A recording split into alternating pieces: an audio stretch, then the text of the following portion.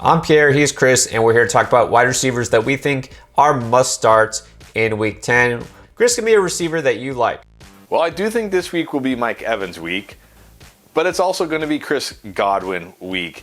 Going up against a football team, they've gotten better on defense, but this secondary is still really bad. But here's the reason why I think Chris Godwin might even outscore Mike Evans this week. And that's because if you look at the games where Antonio Brown has missed, Chris Godwin has been an absolute beast. And on Monday, Bruce Arians came out and said Antonio Brown is still in a boot. Chris Godwin should be an absolute beast. And in this matchup against his secondary, I do think he can actually outscore Mike Evans this week, although I do like Evans. And he's an absolute must start in every lineup. Yeah, and also Gronk banged up. Who knows what his status is. So believe it or not, I like the chances for Amari Cooper. Now, I know that Cooper was a huge bust this past week. Here's the thing with Cooper. You have to know what you're getting into with him before the season starts, and this kind of goes for him. He is kind of a boom-bust guy. He will have absolute monster games. Remember week 1? He was the top scoring player. He'll do that, and he'll also be a huge bust sometimes. So 3 times so far this season, he's finished outside the top 50 receivers, meaning he was absolutely unplayable, this past week being one. There's also been 2 times where he was a top 6 receiver. And there was 4 times that he at least finished in the top 25. There's not a lot of in between with him. And you know what? This matchup, and based on how everything happened last week, I've got to think he's going to get fed a lot. This offense will be fine. And Cooper is a guy that you should roll with confidence in Week 10. Next receiver, Chris, who you got? I'm going to go with a guy who's been very boom bust this year, and that is Adam Thielen. But I think this is a week he can boom.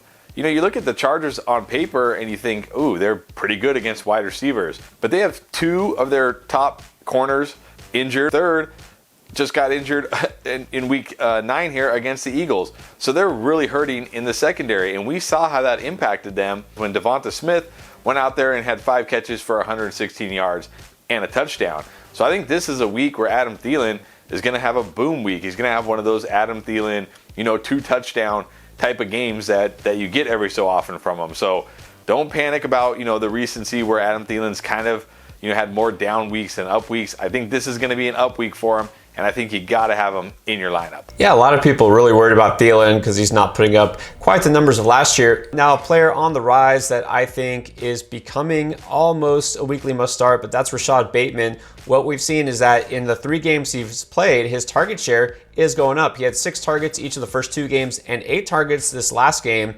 Don't think that the Dolphins are going to put up the same kind of defensive performance they did against Houston, because that was Houston. This is Baltimore. It's going to be different. Rashad Bateman is getting that target share that you crave from any receiver, and going against a defense that gives up the 2nd most fantasy points to wide receivers. I think Bateman is a guy who'll put up a solid game. Roll him out with confidence because I think he's just going to keep getting better and better as the season goes on. All right, so let's keep going. Chris, your next wide receiver. I'm going to go with your guy, Jalen Waddle. He is an absolute PPR monster, and the matchup doesn't even really matter, right? 13, 8, 12, and 10 targets over the last 4 games, and it doesn't also matter if it's Tua or if it's Jacoby Brissett. I don't even care, because this guy, like I said, he's a target monster. He's a PPR monster. He's kind of like a better version of what we had in Jamison Crowder last year, where you just know he's going to get tons of targets and tons of receptions every single week. Now, he's not a guy you really want to play in standard scoring leagues because he doesn't rack up a lot of yards or touchdowns, but in half or full PPR leagues, he's an absolute monster, and you got to have him in your Week 10 lineup. Unfortunately, I don't think Tua is going to go, but it really doesn't matter. Like you said, Devontae Parker on IR, Will Fuller still going to be out. Another similar type player, slot guy who's getting a ton of targets and is becoming a PPR monster, Hunter Renfrow. Renfrow has gotten double-digit points for PPR leagues every week but one. And last week was his best so far, 18 points. Going against Kansas City, talk about a dream matchup. Like, I know they didn't give up a ton of points this past week or the week before, but it's not because their defense is magically good. I think this will still be a high-scoring game. Renfrow, you gotta like his chances of, again, finishing at least as a wide receiver 3, if not wide receiver 2, for PPR leagues. All right, before we finish with our final must-start receivers, let me remind you that you can become a patron and support us, plus get perks like a private start-sit show on Sunday morning where we give you all the advice that you could want to help build your lineup, trade, waivers, whatever you need. We're there for you. Again, that is our end game. So check out the information in the description below. All right, Chris, you are up for your final must-start receiver. Well, I'm picking this guy 2 weeks in a row, and that is Jerry Jeudy, who continues to trend up. Had 6 catches for 69 yards on 8 targets. And going up against Philly, we've talked about this Philadelphia secondary doing a great job on those outside receivers, so I don't think this is going to be a Courtland Sutton game. But here's what they're not doing a good job of: keeping completion rates down. In fact, Philadelphia secondary is allowing the highest completion percentage in the history of the NFL through the first 9 games. That's right, the worst in the history of the NFL. And who catches those short, accurate passes? Jerry Jeudy. So I think this is a game where Courtland Sutton, kind of like last week, is going to get shut down. I don't think Tim Patrick's going to be able to do what he did on the outside last week. I think it's going to be a huge Jerry Jeudy game because Teddy B is just going to take those underneath throws that Philly will give to them all game long. That's what Denver likes to do anyways, those slow, methodical drives. So I think Jerry Jeudy is going to be even better than he was last week and continue to build on his momentum since coming back from that ankle sprain. Yeah, I think we could see Teddy Bridgewater complete 90% of his passes in this game.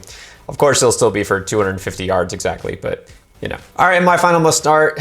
Tyler Lockett had the week off, and Russell Wilson had a few weeks off, but they are reunited, and it will feel so good if you have them in your lineup, because Russ has announced he is going to be back for Week 10, going against Green Bay, a big game on both sides. And Tyler Lockett, we know he thrives, especially with Russ, had some really bad games, but then he kind of reemerged against Jacksonville, partly because it was Jacksonville, even with Geno Smith. So that's good that we saw signs of life for him. Had that huge game, 12 catches for 142 yards in Week 8. Had a week to rest. Russ is back. I think you have to put Lockett back to wide receiver 2 status, and he is definitely a must start in this game where hopefully we actually see the Packers game with some high scores. All right, that does it for Week 10 edition of Wide Receiver Must Start. We appreciate you as always. Thanks for watching, and good luck.